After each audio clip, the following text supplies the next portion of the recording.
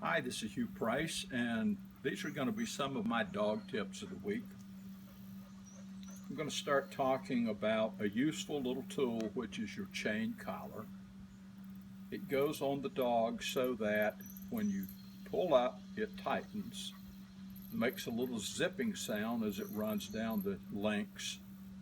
The dog hears that, feels the pressure on his neck, hears your command, heel, so they get a triple reinforcement.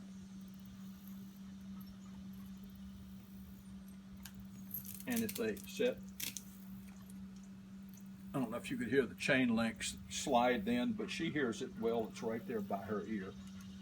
Now, don't let her jump in and out of the crate willy-nilly because they'll hurt themselves. They can't see these wires. And so if I'm going to load her in the crate, I bring her out here. Come here. Sit. I sit her up like this. I position myself so that it helps her know where the door is. Go to kennel. And I make sure that I keep the leash on her until she's safely in the crate. The crate is a nice, safe place for the dog. If you have an accident, there's only so far she can travel. She's not going to wind up in the front seat slamming around. They understand when they're in the crate, they're in a safe place. They like it. And eventually, she'll just lay down and be calm for the trip. She won't be running around, slobbering all over the place, getting dog hair all over the vehicle, putting nose prints on all the windows, and becoming a nuisance and a distraction in the car. Now, some of the other things that I do, I mean, Dakota's a hunting dog, and so we have some tools and so forth that you may not have unless you're also the owner of a hunting dog. Now, when they're puppies, I try to get them interested in the tennis ball. It's a really useful tool.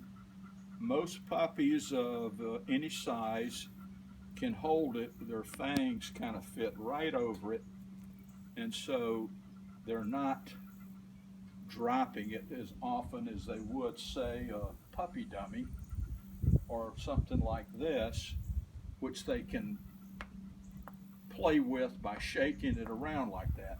So you don't want them to learn to shake your retrieving instruments.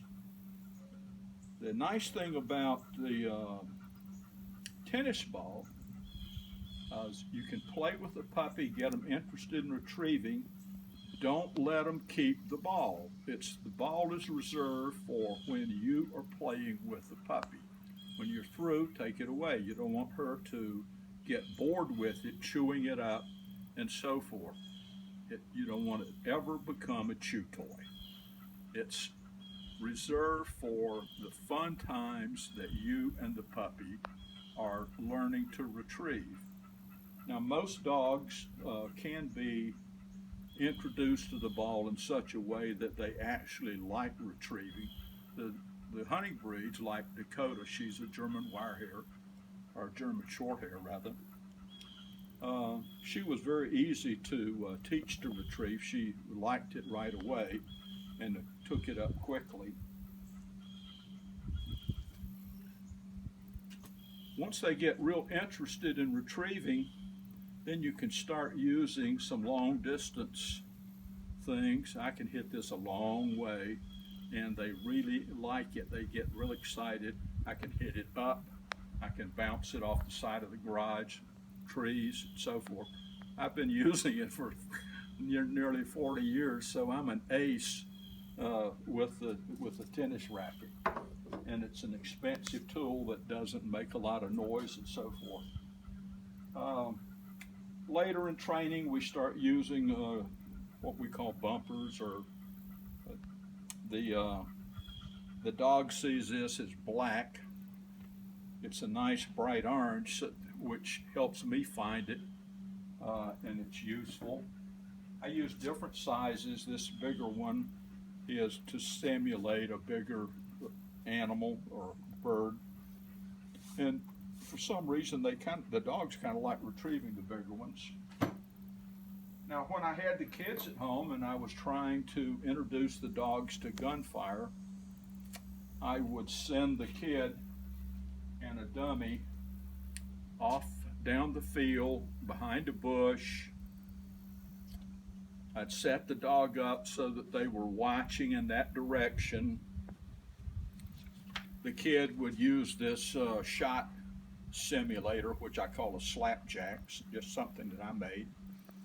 And it makes a nice loud crack when you give it that, and throw the dummy. The dummy should go up as high as you can throw it so that it's skylighted rather than masked by a tree or something, which it would not be as visible. A lot of times when you're in a group, you're training, other people are using a certain area that you might want to use, or it's not your turn yet. So rather than leaving the dog in the hot car, you might find a shady place and stake them out. And this is the most useful stake I've ever found. I've tried the corkscrews and other devices, but this is made so that no matter what the dog does, and it's pretty short. You don't want them bouncing around, wasting a lot of energy. You want them to save the energy for when you're able to do your training bits. Usually it's a water retrieves and so forth. It's easy to drive, even in really hard ground. I always carry a little axe with me, hatchet, to drive it in. And when you get ready to pull it out, you pull it straight out.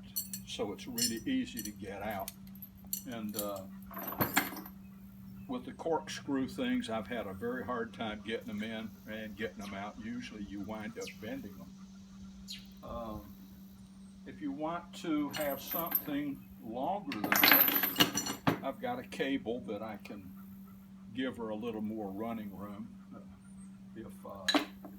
But they get very excited on that. The other really important thing is to always have water with her in a water dish, because you can't afford to let them get overheated. The dogs get hot really fast. And if you are doing water retrieves, you don't want a wet dog in the car shaking the water all over the car, because it's going to be smelly. And so I always have a few towels along. So hope some of these tips are useful, and we'll be making them from time to time. So see you in the field somewhere.